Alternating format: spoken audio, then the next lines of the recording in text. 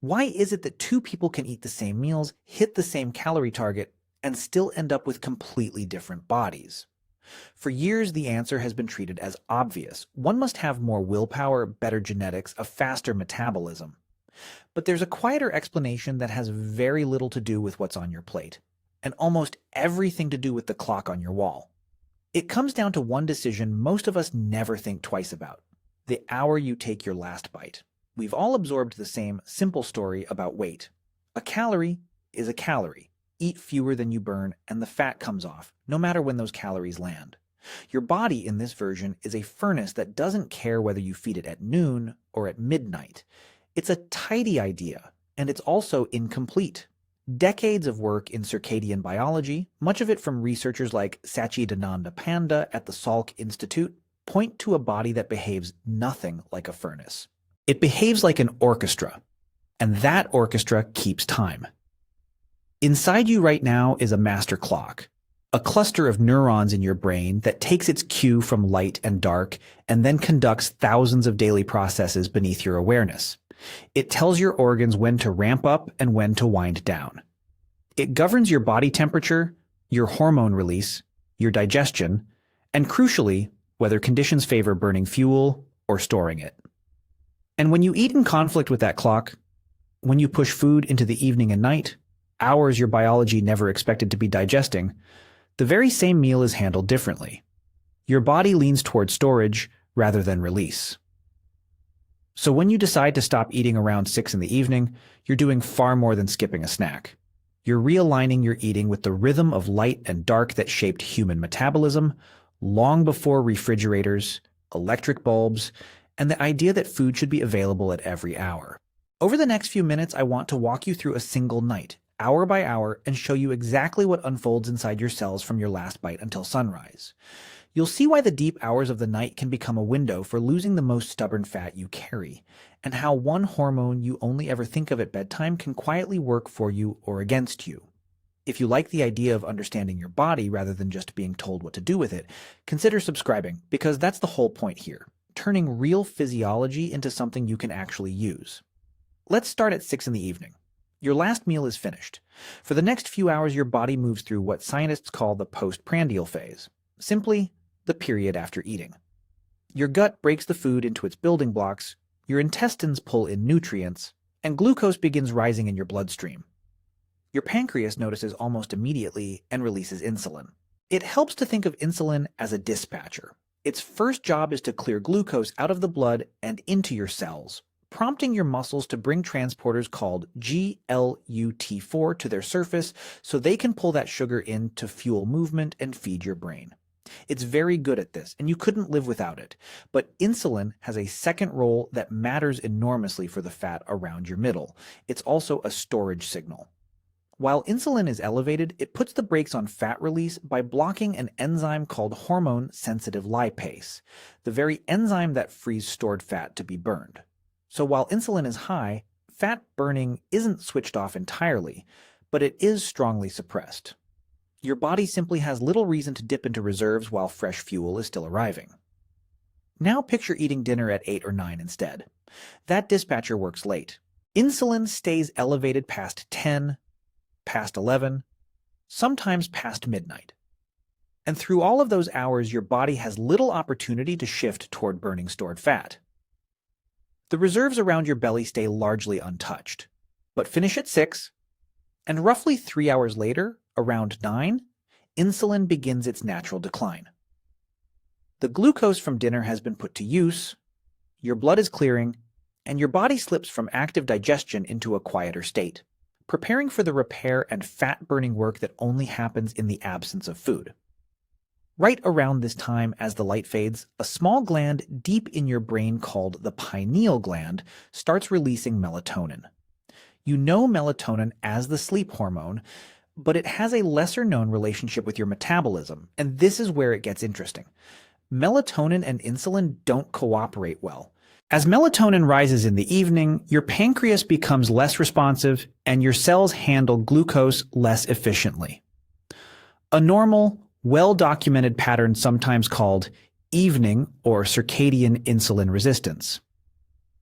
Researchers like Frank Shear and Marta Garolet have shown that the same meal eaten late tends to produce a higher, longer glucose response than that meal eaten earlier in the day. The evolutionary logic is straightforward. For most of human history, we ate in daylight and fasted through the dark, and our biology was tuned to exactly that. So a snack at 10 at night arrives when your system is least equipped to deal with it. The glucose lingers, and over time, this pattern of late, poorly handled fuel is associated with greater storage of visceral fat. The deep fat wrapped around your liver and intestines that drives inflammation and carries the most serious metabolic risk. The kind linked in work going back to Per Bjørntorp with insulin resistance and heart disease. Stop at 6, and you sidestep this collision entirely. By the time melatonin climbs, there's no new glucose to mishandle, and your hormones can do their separate jobs in peace. If this is landing for you, Ea genuinely helps more people find this kind of breakdown. Now it's midnight and you've gone 6 hours without food. Insulin has settled to its baseline, and with it low, the brakes come off your fat stores. With no glucose arriving, your metabolism shifts fuel sources and begins drawing more heavily on stored fat. A transporter called CPT1 ferries fatty acids into your mitochondria to be burned, while a fuel-sensing enzyme called AMPK, active precisely when energy is scarce, pushes your cells further toward that fat-burning state. There's a detail worth knowing here. Visceral fat tends to be more metabolically active than the fat just under your skin. It carries more beta-adrenergic receptors and responds more readily when your body reaches for its reserves. That likely means visceral fat is among the first to be mobilized during a fast. Though I'd be cautious about the popular claim that your body neatly burns it first. Fat loss is more distributed than that. Still, the direction is encouraging. The deeper, riskier fat is responsive to exactly the conditions an overnight fast creates. As the hours pass, your liver also begins producing more ketones from fat, a clean fuel your brain and body can use. After a 12-hour overnight fast, you won't be in deep ketosis, but the shift toward fat-derived fuel is real and measurable. Compare that to the night you had a bowl of ice cream at 10. Your body would still be clearing that glucose past midnight, insulin would stay elevated, and this entire fat-burning phase would be delayed or skipped. Miss that window once and it's forgettable. Miss it every night for months, and it's little wonder belly fat feels permanent. You simply never gave your body the chance to reach it. In the deeper stages of sleep, another hormone takes the stage. Growth hormone. Your body releases its largest pulses of growth hormone during slow-wave sleep, and fasting amplifies the effect, partly because growth hormone and insulin move in opposite directions. When insulin is low, growth hormone can surge. This is well documented in the sleep and metabolism research of scientists like Eve Van Cauter. Growth hormone sends a protective message through the body. Hold on to muscle and burn fat for energy instead.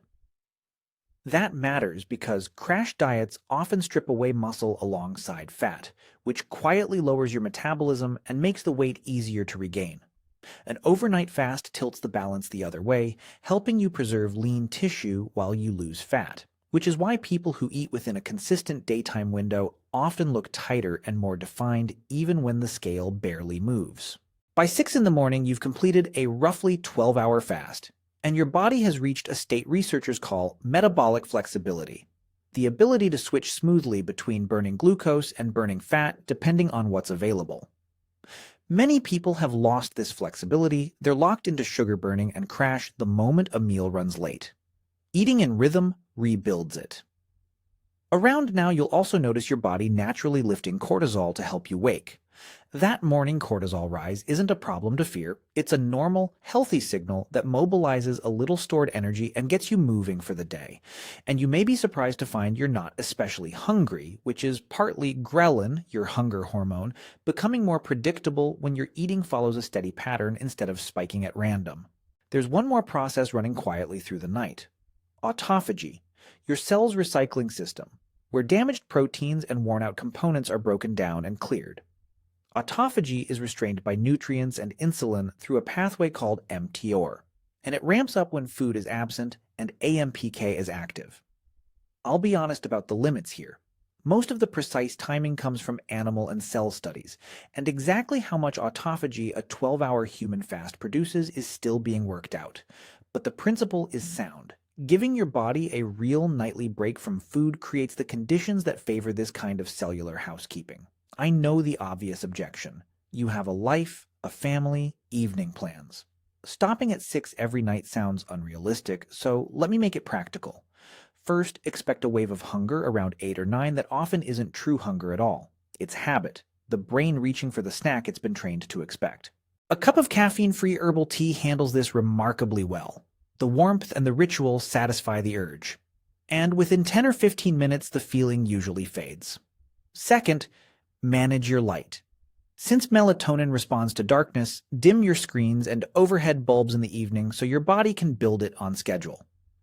Third, don't leap straight to 6. If you currently eat at 8, pull it back to 7:30 for a week, then 7, then 6:30.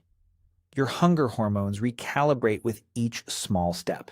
And don't chase perfection. 5 or 6 nights a week is more than enough. Your metabolism doesn't need a flawless record, it needs a pattern it can count on.